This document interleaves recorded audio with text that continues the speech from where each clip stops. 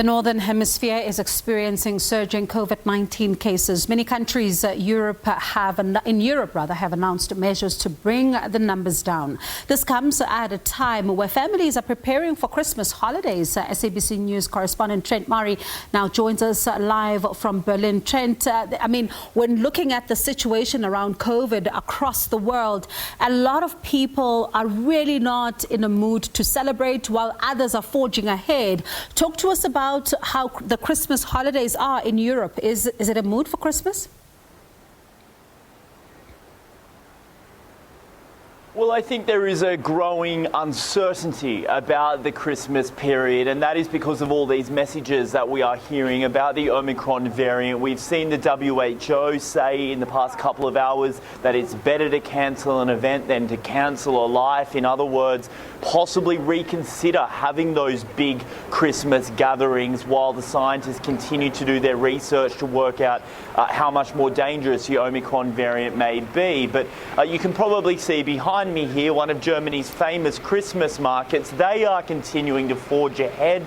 People are coming out to enjoy those markets, but the big entry requirement is vaccination. You will not be able to get into one of these markets if you haven't been vaccinated. It's those types of measures that the German government and other European governments think are the key to trying to keep case numbers down, making vaccinations a real entry requirement for businesses and other public spaces. And is this being applied across the country, or are there some that are still hesitant to take the vaccine and thus maybe allowing some of those who are unvaccinated to come in? Yeah, well, that is the real concern right now, is trying to find ways to encourage people to get vaccinated. For a really long time, European countries have been using, I suppose you could say, the carrot approach, trying to convince people to come and get it. But now they are really looking at the compel approach, using the stick, bringing in rules that make it very difficult for people that are unvaccinated to go about their daily business.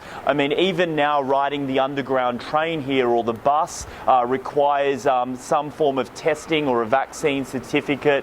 The hope is that by pushing with those types of regulations, more people will get their jab. But of course, we are also now looking at a big push to get the booster vaccinations out. We know the science is telling us that a booster can be very helpful in mitigating the effects of the Omicron variant. So not just here in Germany, but right across Europe, there is a new message ahead of Christmas, and that is, if you can, please do get your booster. Has travelling been impacted by the bans at all?